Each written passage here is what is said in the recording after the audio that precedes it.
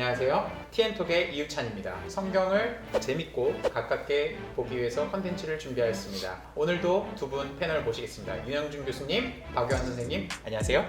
네, 안녕하세요. 네, 이제 연말이 다가오고 있는데 어떻게 지내고 계신지. 크리스마스를 이제 어떻게 보낼까 계획을 세웠었는데 이제 또 코로나 상황이 악화돼가지고 내일 회의를 해가지고 교회에서 어떻게 할지 또 변경을 해야 될 것 같고요. 박사학위 논문심사 4건을 했는데 아직 안 끝난 건이 하나 있어서 12월 30일까지 또 연장된 건이 있거든요. 그것도 처리해야 되고 이제 23일부터 계절학기 합니다. 히브리어 그것도 준비해서 영상 이제 녹화해서 이제 강의해야죠. 지난번 촬영 마지막 인사 때 MC님께서 대림절이 시작된다 이렇게 인사를 했는데 저는 대림절을 연중 교회력에서 가장 좋아하는 절기고 또 바이오리듬으로 바로 이 대림절 시즌이 가장 컨디션이 1년 중 좋은 기간입니다. 그래서 특별히 기분 좋은 일이 없더라도 기분 좋게 보내는 편인데 지난주에 출판 원고를 이제 출판사에 다 넘겨서 굉장히 홀가분하고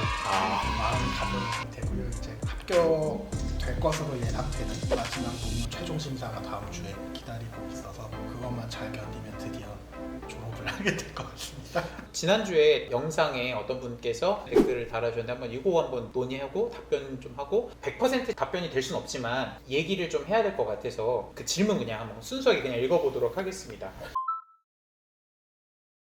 제가 볼 때 첫 번째는 하나님의 나라를 이루는 과정은 전쟁이고 예술과 문화의 긴장이다. 그거에 대해서 어떻게 생각하시냐가 좋을 것 같고, 두 번째는 우리가 축복에 대해서 사실 한국교회가 생각하는 축복이랑 이것의 축복이 동일시 되지는 않는 부분이 많다. 그 얘기를 좀 했는데 이것이 재정이 되니까 시대마다 좀 약간 다르게 생각해야 되지 않을까. 두 번째 질문일 것 같아요. 축복에 대한 재정이. 그 다음에 세 번째가 전쟁의 구조. 신앙생활 자체에 뭐 영적 전쟁이나 이런 용어가 있잖아요. 전쟁의 구조와 전략을 재구성해야 하지 않나, 이렇게 세 가지 질문으로 보이는데 일단 네. 세 가지로 요약을 하셨는데 그 전제가 있는 것 같아요. 주기도문이 하나님 나라의 핵심을 담고 있지만 주기도문을 외우는 것만으로 하나님 나라가 오지는 않을 거다. 뭔가 해야 되지 않냐. 물론 우리가 이런 맥락 얘기를 하긴 했습니다만 네. 구체적으로 기도문을 외우는 거 외에 우리가 할 수 있는 게 뭐냐, 이제 그걸 듣고 네. 계신 게 아닌가라는 생각이 들더라고요. 어떻게 좀 답변을 드릴 수 있으신 부분 이런 게 있을까요? 지금 이제 성경에서 얘기하고 있는 이 세상은 하나님의 창조의 의도와는 아주 멀어진 타락하고 죄와 사탄의 권세가 지배하고 있는 이런 세상이죠. 이런 세상 안에서 하나님이 그 아들까지도 이 세상에 보내심으로써 이 세상을 변화시키려고 하는 그 창조의 본래적인 의도를 구현하려고 하시는 것이 하나님의 뜻이고 그게 하나님의 나라거든요. 그러면 그 하나님의 나라가 이 땅 안에서 현실화돼야 되는데 각 상황이 다르죠. 예를 들어 우리가 아프가니스탄의 상황이라든가 파키스탄이나 뭐 소말리아의 상황, 아니면은 상당히 기독교화된 사회의 정서를 기반으로 하는 뭐 미국이라든가 유럽이라든가 아니면 또 다른 중국이나 일본이나 한국이라고 하는 이 동아시아권의 문화, 혹은 불교를 기반으로 하는 캄보디아나 태국의 문화, 아까도 이제 문화와 예술 얘기하셨는데 다 달라요. 그 스타팅 포인트, 출발점이 다 다르기 때문에 하나님 나라를 이루는 그 과정도 그 방식도 상당히 달라질 겁니다. 또 하나는 구약 성경을 보면 노예법만 예를 들면 언약법전이라고 하는 출애굽기 본문 단위 안에서 노예법은 남자만 풀어줘요. 7년 만에. 여성 노예는 풀어주지 않습니다. 그런데 이제 신명기로 가면 신명기의 노예법에서는 남자도 풀어주고 7년이 지나면 여자도 풀어줍니다. 심지어 남자와 여자가 노예에서 해방되었을 때 그들이 사회에 정착할 수 있도록 정착 지원금까지 줘요. 그러니까 출발점이 다르죠. 출애굽기의 상황에서는 남자만 풀어주고 여자는 안 풀어줬는데 신명기의 상황에서는 남자도 풀어주고 여자도 풀어주고 정착금도 줍니다.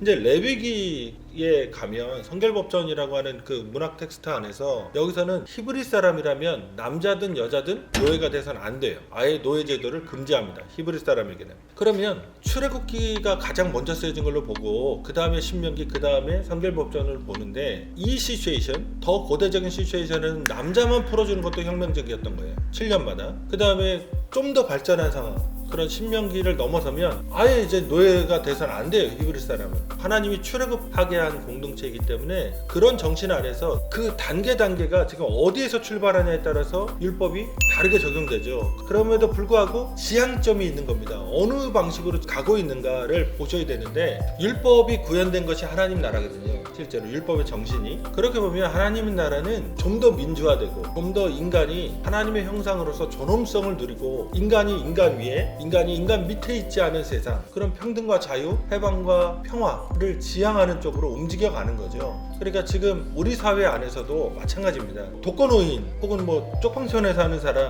아니면은 뭐 부정한 직업을 갖고 있는 사람에게서 하나님 나라가 시작했을 때 그가 어디까지 이제 갈 수 있겠는가, 그것도 용인해야 되고, 지식인 아니면 정치인이라고 하는 사회적 도덕을 요구하는 사람에게서 하나님 나라가 어디까지 갈 수 있을지, 그러나 지향점은 같죠. 하나님이 원하시는 평등과 자유, 평화, 이런 쪽으로 이제 가야 되는 거죠. 시대적인 다름, 문화적인 다름이 인정이 돼야 된다. 근데 대신 본질이 변하면 안 된다. 예수님께서 지향하신 지향점이 같듯이 시작은 다르지만 지향점이 같은 것이 일단 일목적으로 해야 된다라고 저는 받아들여지거든요.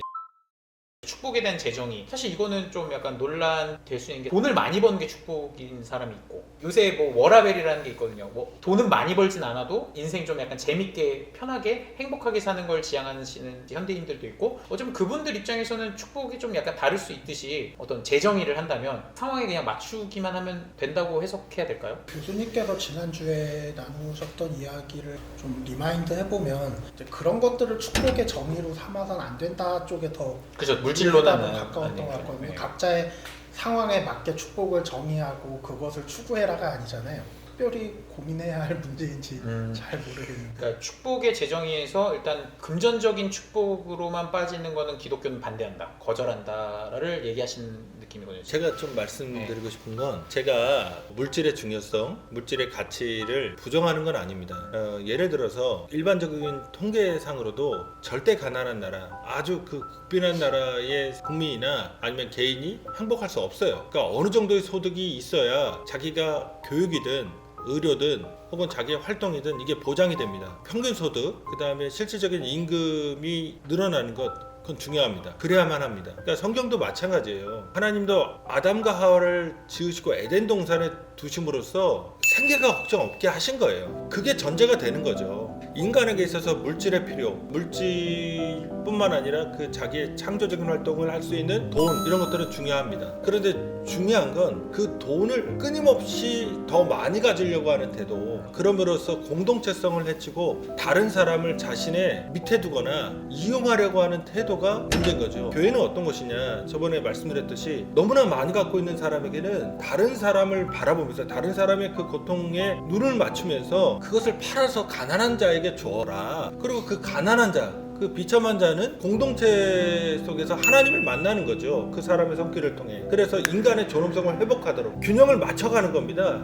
이게 완벽하진 않지만 성경 속에서도 그 여러 제도가 있잖아요. 안식년도 있고 면제년도 있고 심지어 신년까지도 있으니까, 그러니까 성서는 그런 방향 속으로 이제 움직여가는 거죠. 다시금 물질의 중요성이 배제되는 게 아니다. 물질이 상당한 효용성을 갖는다. 그래서 그 물질을 어떻게 사용할 거냐? 하나님의 형상된 인간의 하나님이 창조하신 의도가 도대체 무엇인지를 기억하면서 상대적인 부자는 상대적인 가난한 약자에게 베푸는 쪽으로, 배려하는 쪽으로.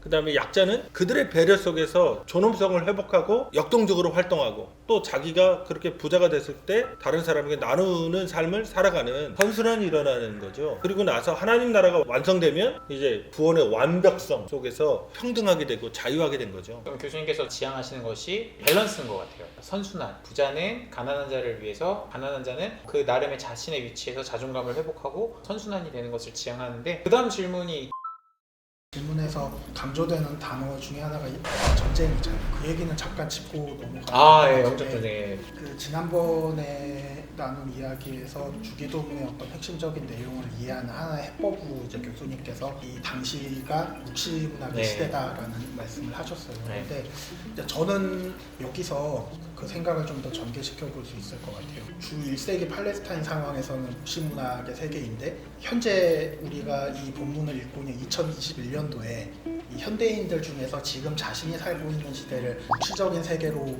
인식하고 사는 사람들이 얼마나 될까라는 질문을 해봐요.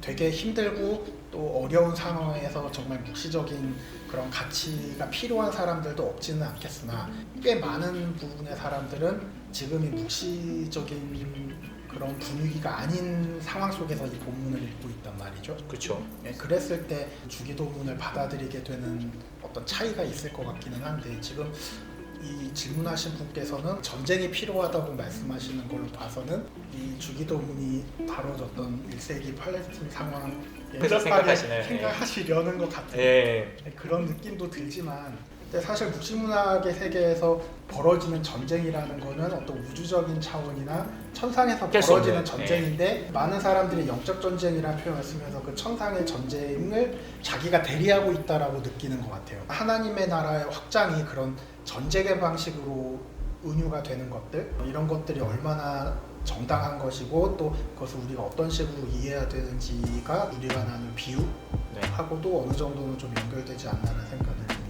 이피스마 베르바 예수 라틴어로 하면 학문적 전문 용어죠. 예수님의 진짜 그의 말 개인이 하나님을 아버지라 부르는 사건은 예수님밖에 없다. 내가 너에게 이르노니 아멘 아멘. 그리고 또 하나 지금 이제 비유입니다.